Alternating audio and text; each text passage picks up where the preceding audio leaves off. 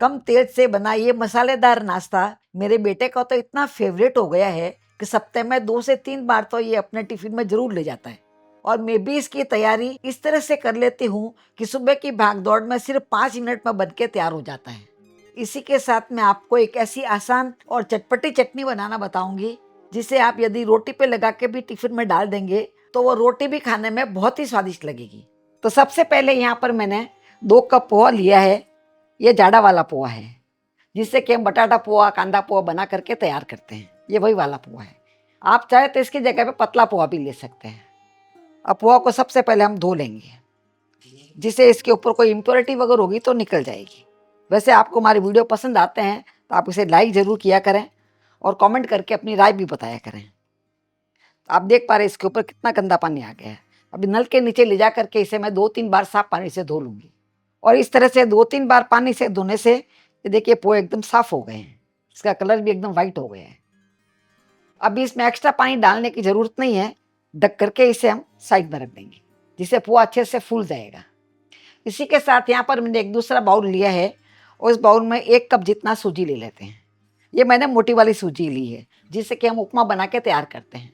आपके पास महीन वाली सूजी हो तो वो भी ले सकते हैं। और यहाँ पर मैंने आधा कप जितना दही लिया है। आपके पास दही नहीं हो तो इसकी जगह पर छाछ भी ले सकते हैं। और दही नहीं खाते हैं तो इसकी जगह पर आप पानी डाल सकते हैं और 1 नींबू का रस डाल सकते हैं और पूरे दही को इसमें डाल देना है। इसे अच्छे से मिक्स कर लेंगे। आज की रेसिपी में पानी का मेजरमेंट का ध्यान रखना बहुत ज़रूरी है। दही को मैंने अच्छे से मिक्स कर लिया है। इसमें लगभग 2 टेबल स्पून जितना पानी ले लेंगे। ये दही वाले बर्तन में ही मैंने ले लिया है और 2 टेबल स्पून जितना पानी ले लेंगे। ज़्यादा पानी नहीं डालेंगे। ये हमारा बर्तन भी साफ़ हो जाएगा और सूजी गीली भी हो जाएगी। ये पूरा पानी मैंने इसमें डाल दिया है। ज़्यादा पानी नहीं डाल, 2 टेबल स्पून जितना पानी सफिशिएंट है। इसे सूजी अच्छे से फूल जाएगी।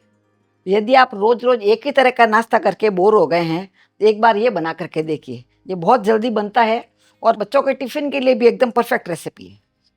इस तरह से मैंने सूजी को मिक्स कर लिया है और देख पा रहे कितना सॉफ्ट है। इसी तरह से सॉफ्ट होना चाहिए। अभी ढक करके इसे भी हम साइड में रख देंगे जिससे सूजी अच्छे से फूल जाएगी। तब तक यहाँ पर मैंने एक मिक्सी का जार लिया है और 7 से 8 मैंने कश्मीरी लाल मिर्ची ली है जिसको मैंने भिगा के रख दिया था। तो भिग करके फूल गई है।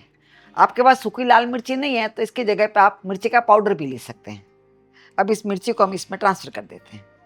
भिगी हुई मिर्ची होती है तो आराम से पिस जाती है। इसी के साथ यहाँ पर मैंने 3 कलियाँ लहसुन की ली है। ये भी इसमें डाल देते हैं। आप लहसुन नहीं खाते तो स्किप कर सकते हैं।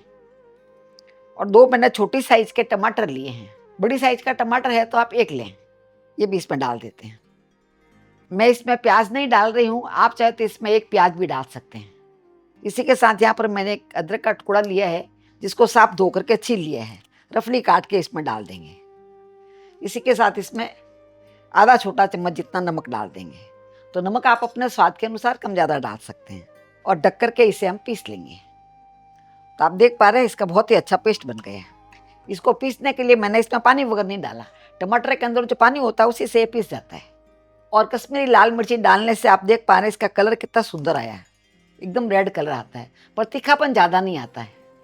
अभी यहाँ पर मैंने एक पैन लिया है और पैन में 1 टेबल स्पून जितना तेल डाल देते हैं और गैस को चालू कर देते हैं। अभी तेल हमारे गर्म हो गया है तो सबसे पहले इसमें हम आधा छोटा चम्मच जितना राई डाल देते हैं और आधा छोटा चम्मच जितना ही जीरा डाल देते हैं। आँच को हम मध्यम कर लेंगे। और इसी के साथ यहाँ पर मैंने 5-7 कड़ी पत्ते लिए हैं। ये भी इसमें डाल देते हैं। तो सभी चीज़ों को अच्छे से पका लेना है। अभी सभी चीज़ें अच्छे से पक गई है तो जो हमने मिर्ची और टमाटर को पीस के रखा था वो इसमें।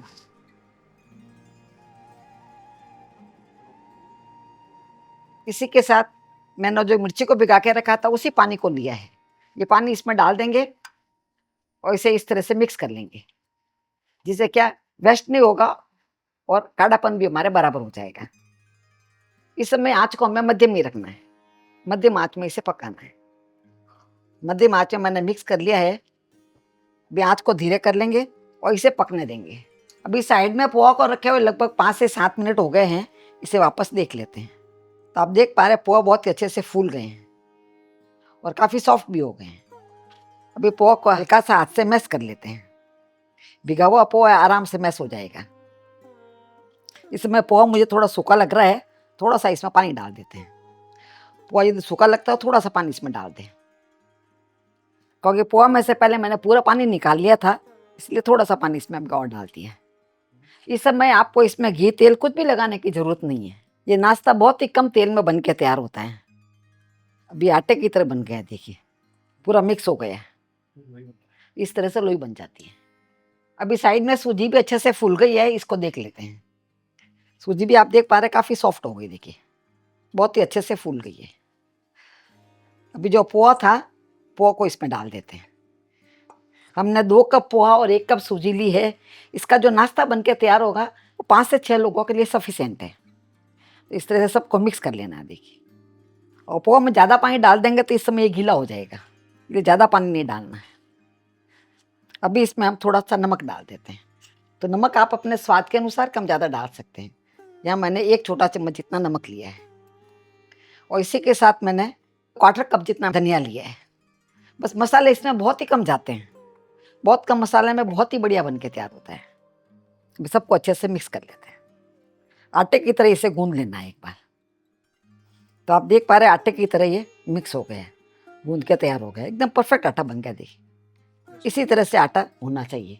इसको आपको रेस्ट में रखने की जरूरत नहीं, क्योंकि इसको हमने पहले ही रेस्ट करा दिया था। अभी किस तरह से आज का नाश्ता बना करके तैयार करें वो मैं आपको बता देती हूँ। इसमें से छोटा सा लोई तोड़ लेंगे, जैसे नींबू का आकार होता है उतना लोई तोड़ना है, ज़्यादा बड़ा नहीं लेना है। और हाथ में इस तरह से ले लेंगे, इस तरह से गोल कर लेंगे। देखिए इजीली गोल हो जाएगा ये। गोल करने के बाद में हल्का सा इसे चपटा कर लेंगे, इस तरह से बना करके तैयार कर लेंगे। ये इजीली हो जाएगा, देखिए। और हाथ में चिपकता भी नहीं है, जबकि हाथ में मैंने कोई तेल वगैरह नहीं लगाया है। इस रेसिपी की खासियत यह है, इसमें हमें ना तो मीठा सोडा डालना पड़ता है, ना इनो डालना पड़ता है। फिर भी नाश्ता बहुत ही सॉफ्ट और फूला फूला बन के तैयार होता है। इस तरह से मैंने पूरे नाश्ते को बना करके तैयार कर लिया है, और हमारे रेशियो में लगभग ये 28 बने हैं। और साइज आप देख पा रहे हैं छोटे छोटे ही बनाए मैंने, ज़्यादा बड़े नहीं बनाए। अभी यहाँ पर मैंने एक कढ़ाई ली है, और कढ़ाई के ऊपर इस तरह से जाली लगा दी है।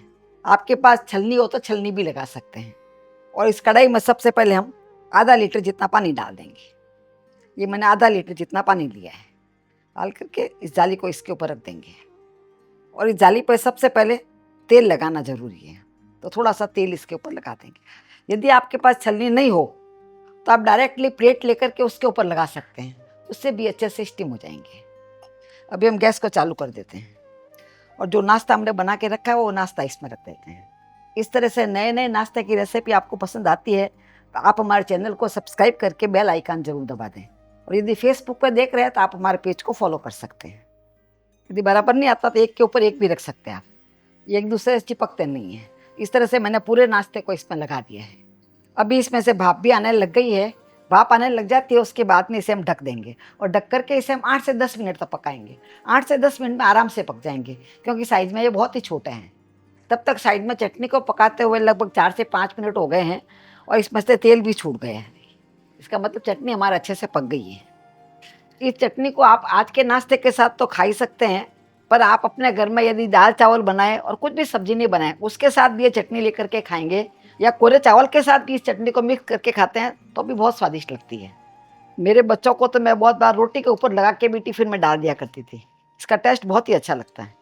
यहाँ पर मैंने इसमें गुड़ नहीं डाला है। यदि आपको हल्की सी खट्टी मीठी चटनी पसंद है तो थोड़ा सा आप इसमें गुड़ भी डाल सकते हैं, उसका स्वाद भी इसमें बहुत अच्छा आएगा। वो चटनी अच्छे से पक जाती है, उसके बाद में गैस को हम बंद कर देते हैं।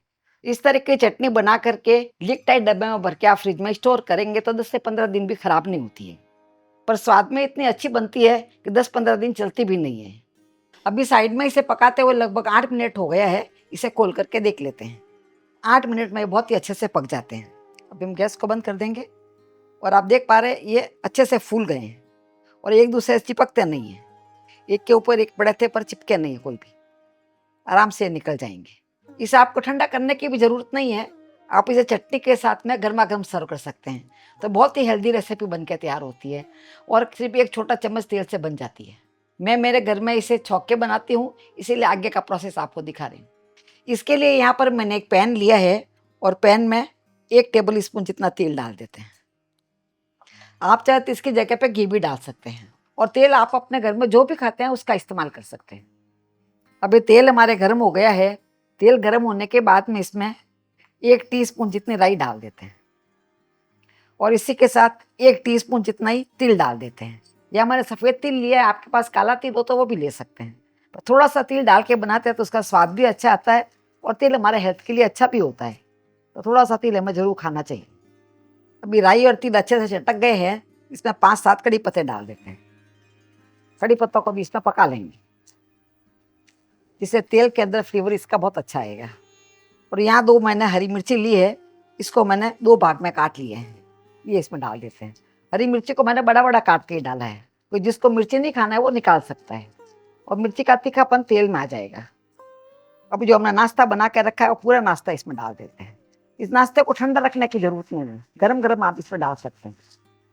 इसी के साथ यहाँ पर मैंने 1 टीस्पून जितना चिली फ्लेक्स लिया है, ये भी इसमें डाल देते हैं। आप देख पा रहे हैं नाश्ते का लुक कितना सुंदर लग रहा है और इस तरह से पका लेंगे तो नाश्ते के ऊपर एक हल्की सी क्रिस्पी लेयर आ जाएगी, तो खाने में बहुत ही स्वादिष्ट लगती है। और सबसे बड़ी बात यह है, यदि आप बच्चों के टिफिन में डालना चाहते हैं तो रात को ही आप इस तरह से स्टीम करके रख दें, सुबह सुबह गर्मा गर्म छौंक करके डाल सकते हैं, तो बच्चे तो इससे खुश होकर के खाएंगे। तो आप देख पा रहे हैं इसके ऊपर एक हल्की सी क्रिस्पी लेयर आ गई है। अभी हम गैस को बंद कर देंगे और इसके ऊपर थोड़ा सा हरा धनिया डाल देंगे। इस तरह से सिर्फ 1 चम्मच तेल से हमारे ढेर सारा नाश्ता बनके तैयार हो गया है और आप देख पा रहे हैं ये नाश्ता कितना सॉफ्ट बना है। बस आपको इसी बात का ध्यान रखना है, आटा थोड़ा मुलायम गूंद के तैयार करें, जिससे आपका भी नाश्ता बिल्कुल ऐसा ही सॉफ्ट बन के तैयार होगा। तो इस चटनी के साथ आप भी ये नाश्ता बना करके जरूर ट्राई करें। फिर मिलेंगे ऐसे ही दूसरे वीडियो में, तब तक के लिए बाय एंड टेक केयर।